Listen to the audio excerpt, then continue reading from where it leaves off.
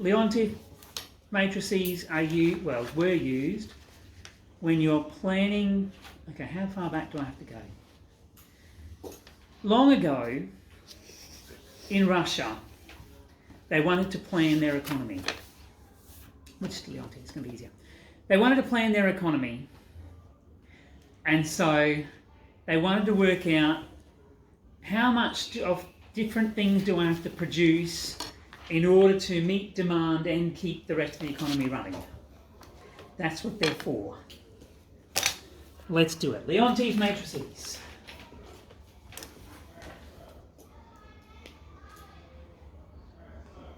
Oops, matrices.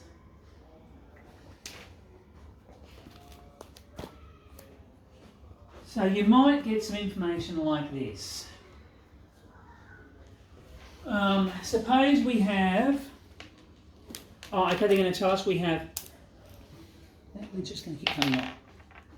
Suppose I have electrical power P, and I have natural resources N, and I have manufactured goods M. Now, you can do this like this very generally, or you can be very specific and you can say, I'm going to produce these kinds of boxes and these kinds of widgets and whatever level you want with however big matrix you want, because the matrix arithmetic itself is not that complex. So we're going to say production of 1 unit of P requires, I think I'm going to skip the word unit, 0.1 P, 0.1 unit of P, maybe I better write it out, 0.1 units of P, and it requires 0.3 units of natural resources and 0.2 units of manufactured goods. Think about that. In order to produce some electrical power, I need a little bit of electrical power, and I also, fans and whatever else I'm running, and I need some natural resources, and I need some manufactured goods. And then we're going to give you the same information for the others. Production of 1 unit of natural resources requires, pull some numbers out, 0.2 units of power, 0.2 and 0.3, 0.2 and 0.3 units of natural resources and 0.3 units of manufactured goods.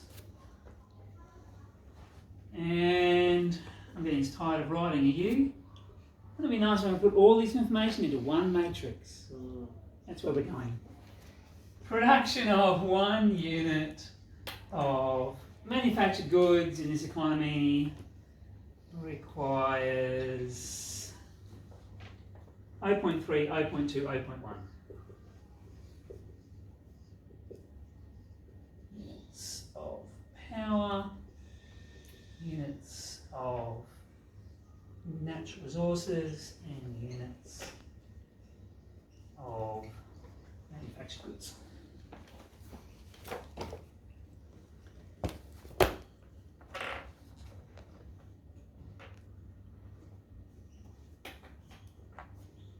I'm going to get this right. Third column and first row. To produce P. I always get this wrong. This is the hardest bit. It's working out which bit's the column and which bit's the row. What I do is I put all this into a consumption matrix.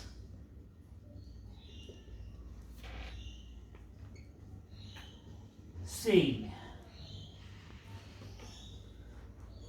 we're going to go PNM. We are going to go PNM and PNM. For point 3 here, I'm going to get this, make sure I understand this right. I always got to think about this. Production of 1 unit of M requires 0.3 of P.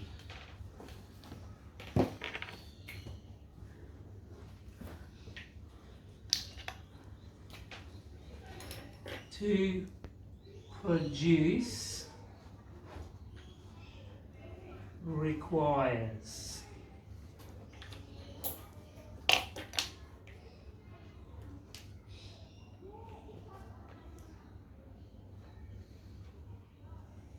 produce 1 unit of M requires 0.3 units of P. 0.3 units of P. So, to produce 1 unit of M requires 0.3 P, 0.2 N and 0.1 M. So these numbers, M numbers, went here.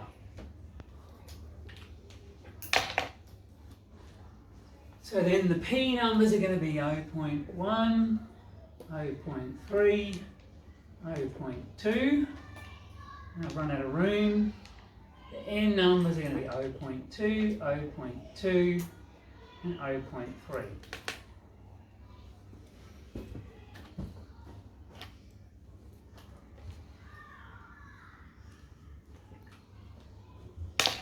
Does that make sense? I think you can build that matrix. I should point out, half the reason this is confusing, it is possible to use what's called the transpose of the matrix to swap rows and columns here. To produce this requires that. And then you swap the order of all the multiplications in the method. So that's what I get confused. If you choose another book or a resource online, you might see this matrix the other way and the operation's swapped. It'll still work.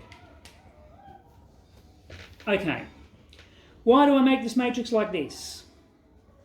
Because I want to produce, okay, to produce P, it's a little p, I don't know why it's a little p, it should be a big P, but it's a little p.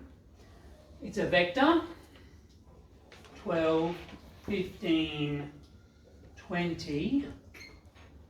Again, that's P, N, M. Right, so in order to produce 12 units of power, 15 units of natural resources, and 20 units of manufactured goods, the quantity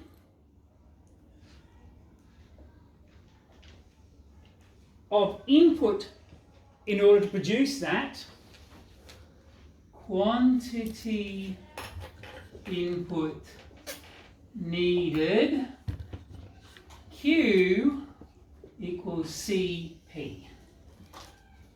Show you how that works. Write my matrices out.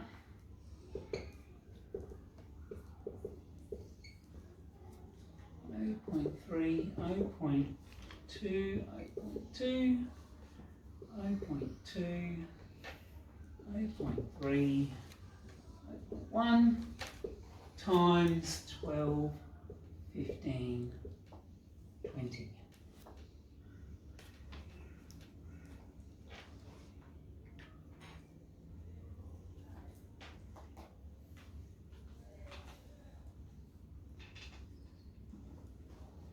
What is this multiplication telling me? Remember, this is to produce requires. So this is going to give me the required as a result. This row tells me how much P I need, required in order to make that production. Second row of the result will tell me how much N I need to produce each of those things. Third row will tell me how much I require of M to produce those things. So we do them out, what do we get? You might want a calculator.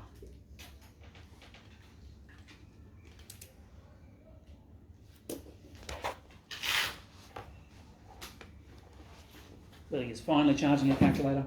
Mm.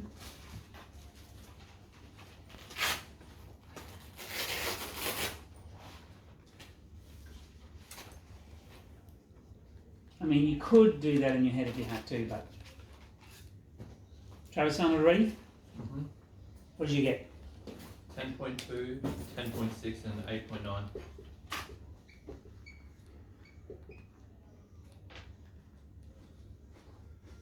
So in order to produce 12 units of P, 15 units of M, 20 units of M, I need to put into the system 10.2 units of power, 10.6 units of natural resources, and 8.9 units of manufactured goods.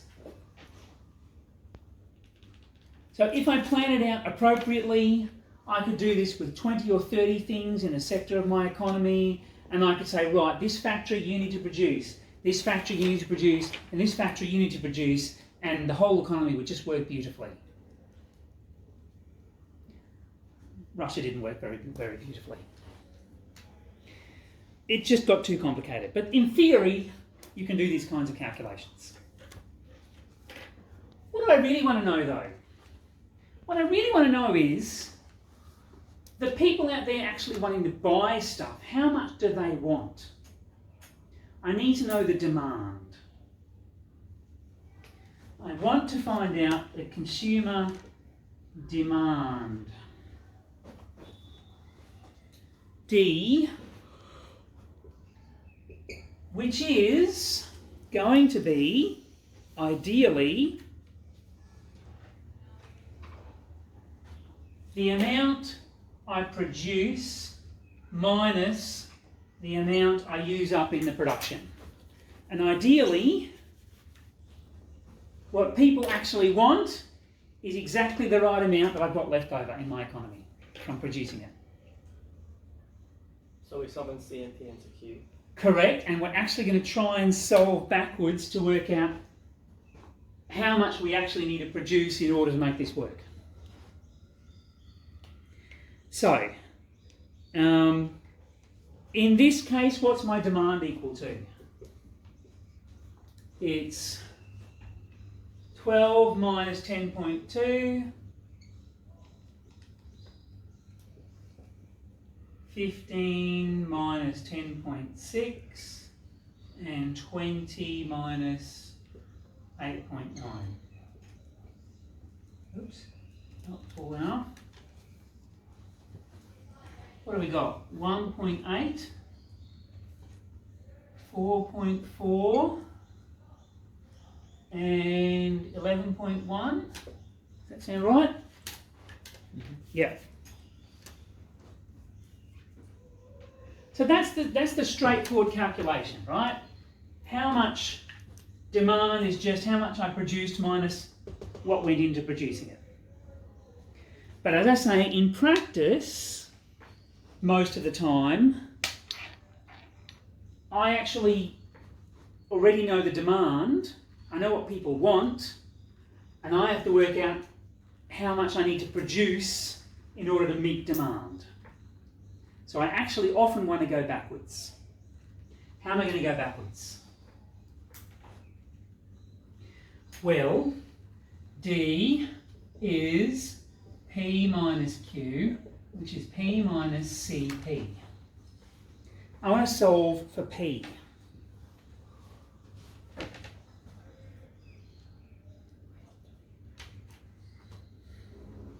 If this was normal algebra, what would I do next?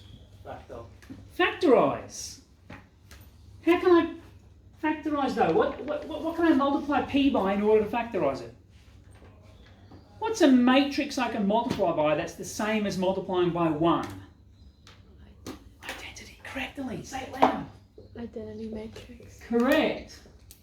Right, that's exactly the same. I've changed nothing. So then I can go I minus C P. But you've got to make sure you write the P on the right, because you can't swap the order of matrix multiplication. It's got to go in the correct order. The I and C have to still be on the left. Okay, now how do I solve for P instead of D?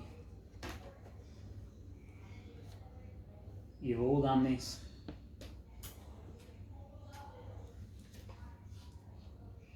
What can I do to get just P on its own here? What am I going to multiply by? Inverse. Inverse. Yeah, good. You waited long enough that time. I like it. If I pre-multiply by the inverse, I minus c to the negative 1d is going to be I minus c to the negative 1, I minus c p. And this times this gives me the identity and goes away.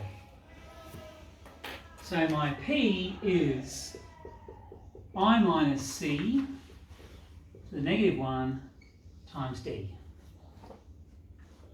And in practice, when you know demand, this is what you'll do to work out how much you have to produce to make that work.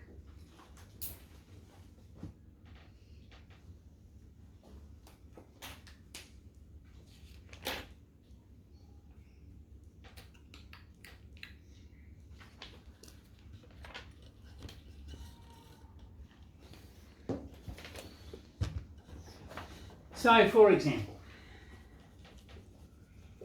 I can't use the same one because I already gave you. Oh, maybe I can. What if I just make up some demand numbers? What if I make up some new demand numbers? Suppose I tell you that in this one, the demand is actually, let's go 50, 35, 88. Why not? I just made up some numbers.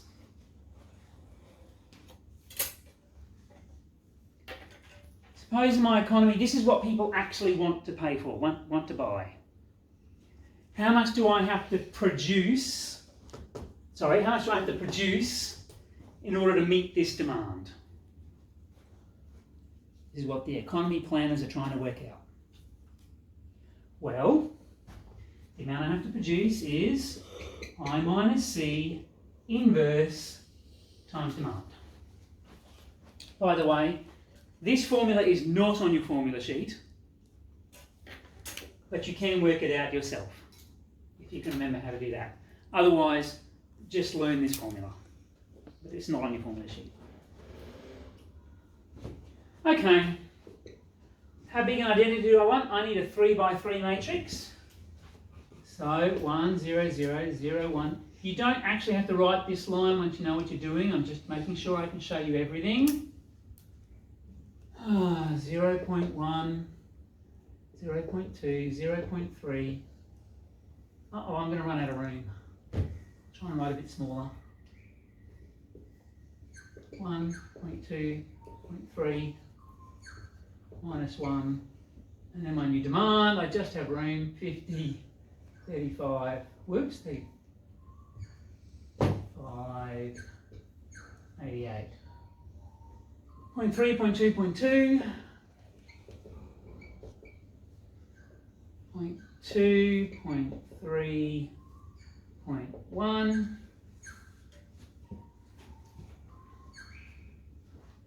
In practice, you can probably do the I minus C in one step.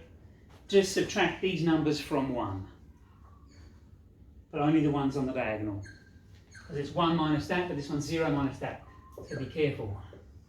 I'm going to get 0.9, negative 0.2, negative 0.3, negative 0.3, 0.8, negative 0.2, and so on.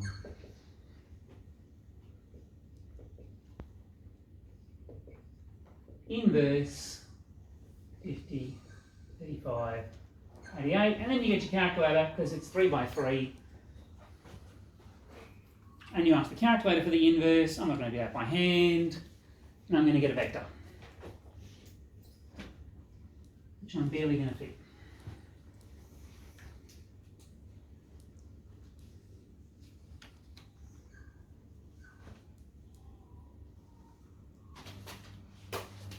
Suppose I tell you, in a certain economy with 3 sectors A, B and C, the consumption matrix is defined as A, B, C, A, B, C.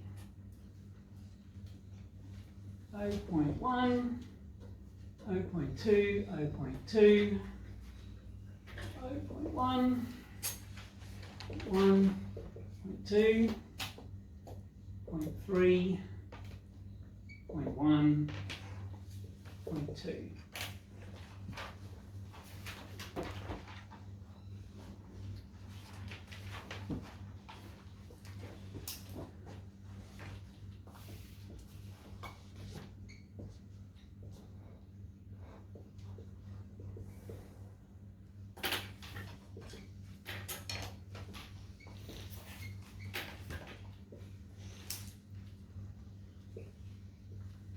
That numbers were 20, 15, 18.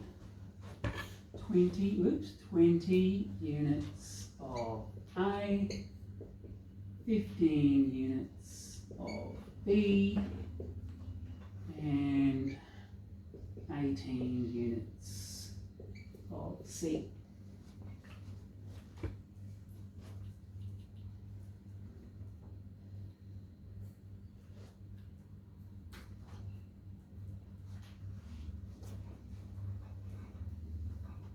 Read the matrix. What does the 0.3 mean in this matrix? To produce a 0.3 of C. To produce 1 unit of A, you need 0.3 of C, correct. So what I'm going to do, I want the demand. You could work through if you need to, or you can remember that production is I minus C inverse times the demand. Okay, try the second one.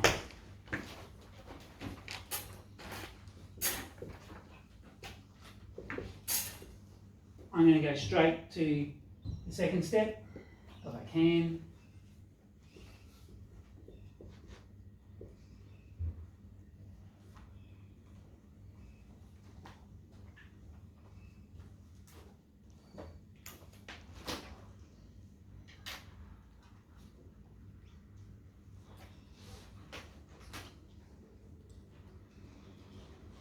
And I say you either learn this formula or practice working it out.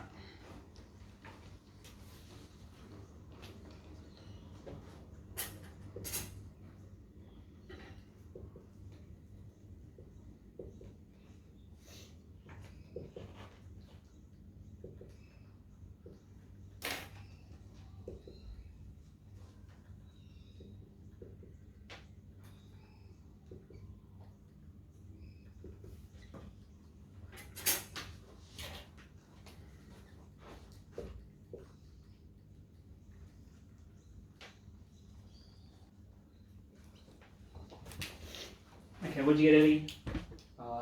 37.8, Mm-hmm. 29.9, Mm-hmm. 40.4.